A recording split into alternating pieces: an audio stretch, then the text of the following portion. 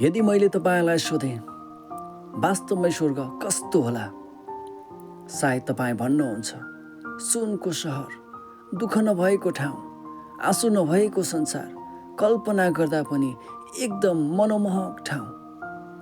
तर तपाईँ पत्याउनुहुन्छ स्वर्ग ती सबैभन्दा पनि गहिरो कुरा हो। स्वर्ग कुनै सुन्दर ठाउँ मात्र होइन, तर एउटा सम्बन्ध हो। हामी सबै स्वर्ग चाहन्छौँ। संसारमा जति पनि धर्महरू छन्, सबैको धर्मशास्त्रमा मृत्युपछिको जीवनको कुरा छ।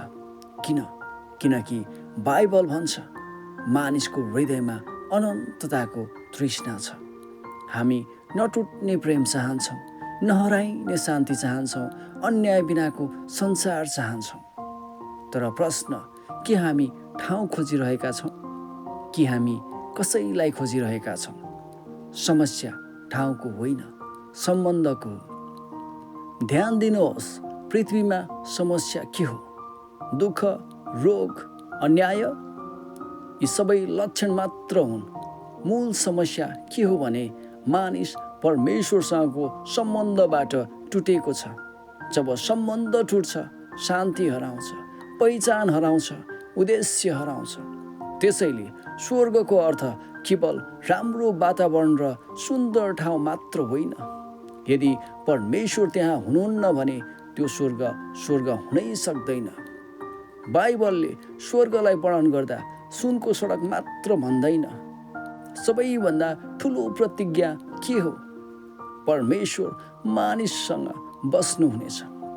स्वर्गको सुन्दरता प्रकाश होइन, दिव्य भवन होइन, वातावरण होइन, तर परमेश्वरको उपस्थिति हो। स्वर्ग भनेको परमेश्वरसँग पुनर्स्थापित सम्बन्ध हो। यदि तपाईँलाई सुन्दर ठाउँमा राखियो तर तपाईँको प्रिय व्यक्ति त्यहाँ कोही छैन भने के त्यो पूर्ण आनन्दमय हुन्छ?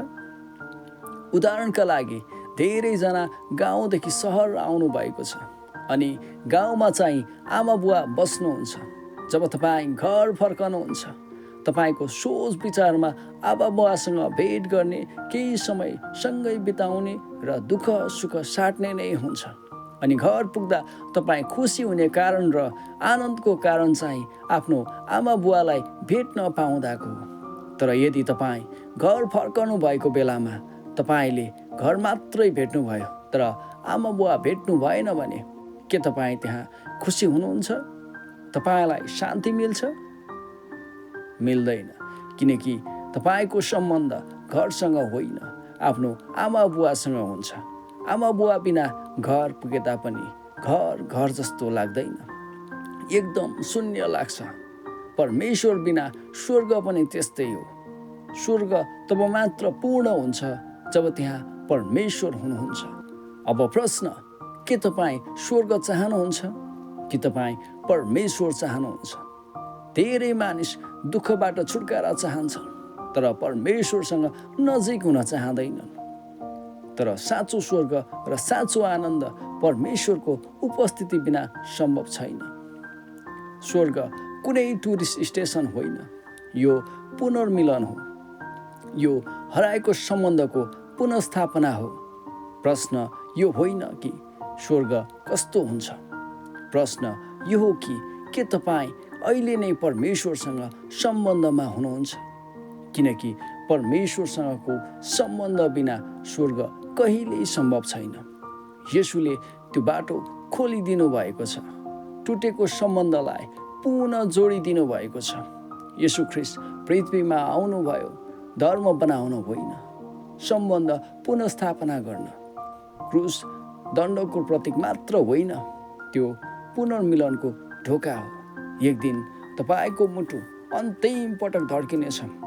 त्यो दिन तपाईँले पैसा लिएर जानुहुन्न, सम्मान लिएर जानुहुन्न, धर्मको नाम लिएर पनि जानुहुन्न। तपाईँ केवल एउटा प्रश्न लिएर उभिनुहुनेछ, के म परमेश्वरलाई चिन्छु? मत्ती 7:23 गम्भीर वाक्य छ, मैले तिमीहरूलाई कहिल्यै चिनेको छैन। स्वर्गको ढोका धार्मिक कर्मले होइन, चिनिने सम्बन्धले खुल्छ। तपाईँ स्वर्गको सपना देख्न सक्नुहुन्छ, तर यदि तपाईँ परमेश्वरलाई चाहनुहुन्न भने स्वर्ग तपाईँलाई मनपर्ने ठाउँ हुन सक्दैन, किनकि स्वर्गको केन्द्र परमेश्वर हुनुहुन्छ। अब निर्णय तपाईँको हो। तपाईँ धार्मिक बन्न चाहनुहुन्छ वा परमेश्वरसँग चिनिन चाहनुहुन्छ? आज सम्बन्ध सुरु हुन सक्छ, अहिले यही क्षण। स्वर्ग ठाउँ मात्र होइन, यो सम्बन्ध हो र सम्बन्ध ढिलो गरेर होइन, निर्णय गरेर अहिले सुरु गर्न सकिन्छ र यो यात्रामा हामी सधैँ तपाईँहरूसँग हुनेछौँ। यदि तपाईँ बाइबलको अलौकिक सत्यता खोजिरहनु भएको छ भने यो यात्रा यहीँ समाप्त हुँदैन। हामी यस्तै तथ्यहरू, प्रमाणहरू र सत्यका खोज निरन्तर ल्याइरहनेछौँ। यदि यी कुराहरूले मन छोयो भने भिडियोलाई लाइक, सेयर गर्नुहोस् अनि बाइबलको अलौकिक सत्यता खोज्ने यात्रामा सँगै अगाडि बढ्न सब्सक्राइब गर्न नबिर्सनुहोस्।